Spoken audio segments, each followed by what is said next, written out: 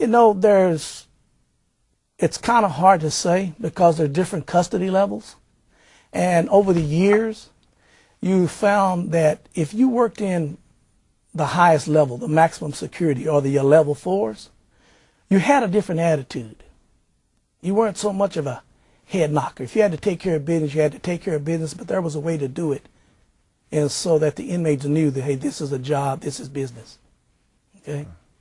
And you were more of a mellow person in a maximum security because these inmates definitely they didn't have anything to lose.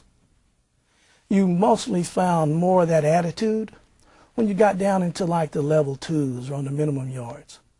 And I think a lot of times people understood or felt as though inmates had more to lose, so you could get away with more, perhaps.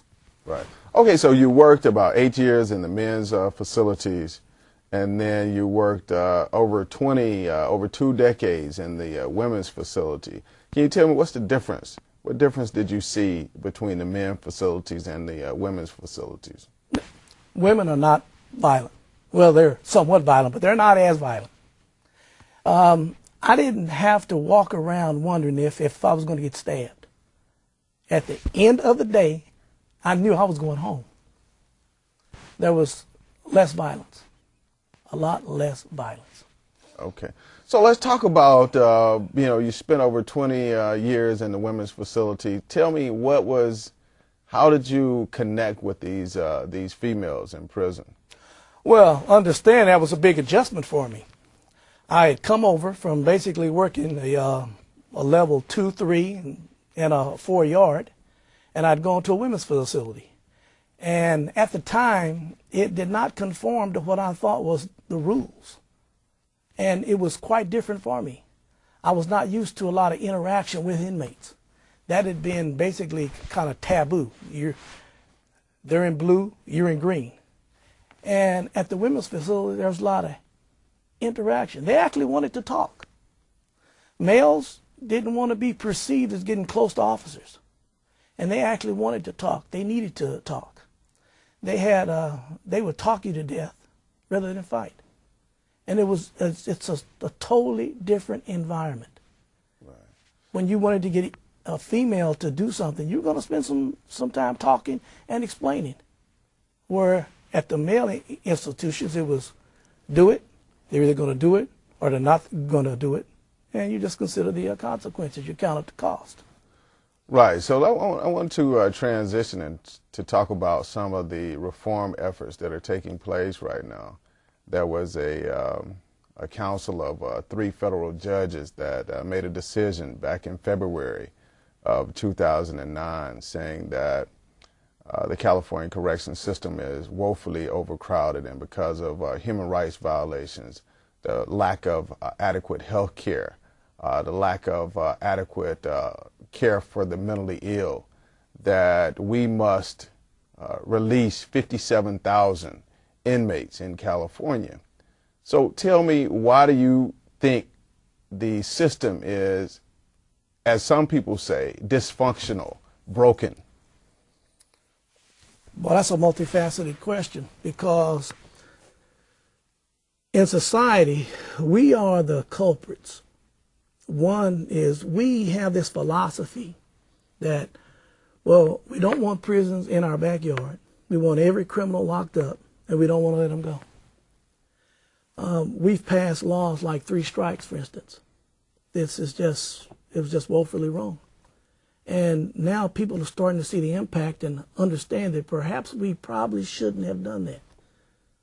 It's had a tremendous impact on minorities in the Latino and in the black community. And when you put more and more people in prison and you don't increase the staffing levels, you don't increase the opportunities for educational or vocational training, you don't increase the beds. You got a lot of people crammed into basically what was recreational areas like gymnasiums. There used to be double bunks. And now there's bunks with 3 people, like E-beds. And they have a lot of time on their hands. And this is just breeding, a lot of friction. And friction in turn relates into violence. And when you talk about, well, we need to increase staffing or educational or vocational,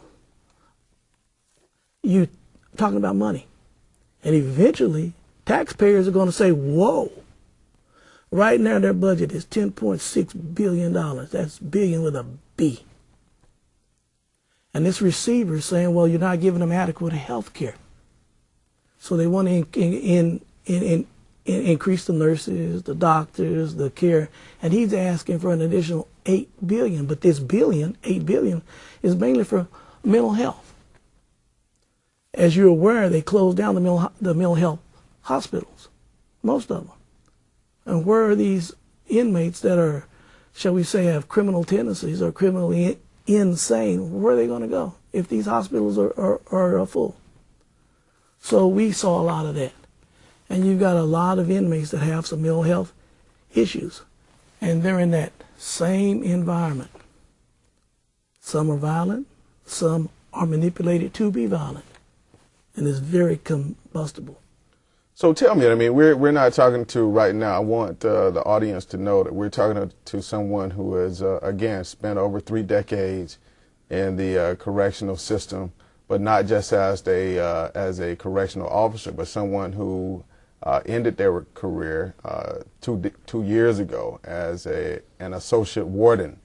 And so you do have the credentials, you do have the credibility to talk about these things in ways that not many people have. So what do you think we should do in terms of reforming the system? That's really a tough question because you just can't throw money at it. However, in my opinion, we are paroling the wrong people. But the law forces you to parole these people. When you say we're paroling the wrong people, who are the wrong people? There are people that you see in the news every day. For instance, you'll see up in Oakland, 4 police officers were shot. And we have no control over this person. He has to be paroled. And then they want to put it back on the correctional system saying, well, the parole officers, they weren't monitoring him close enough. In the news, you see chases, robberies, and they're quick to say, well, this is a parolee. Okay? Well, you really don't have any control over those people. Okay? And people who are actually rehabilitated, have reformed, a lot of those people can't get out of prison. They can't get out of prison. There's a point where you can do enough time where you change. Time will actually change you. Okay, so let's segue into the Susan Atkins case, because I think that's a very powerful case that really highlights the kind of problems, the substantive problems that exist in the system. Can you tell me about her case? Susan Atkins, I think what's hurting her more than anything else is notoriety.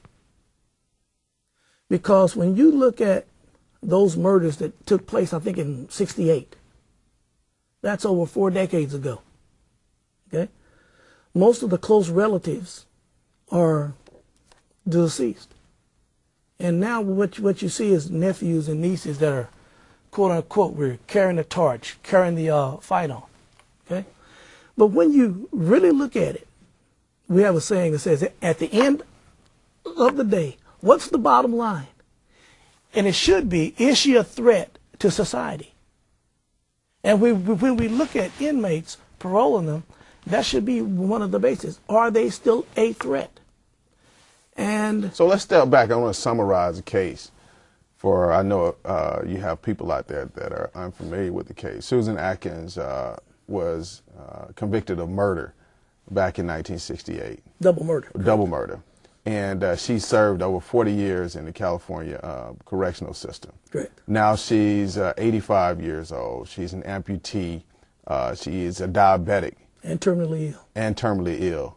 And when she comes to the parole board for hearings, what are the responses to her?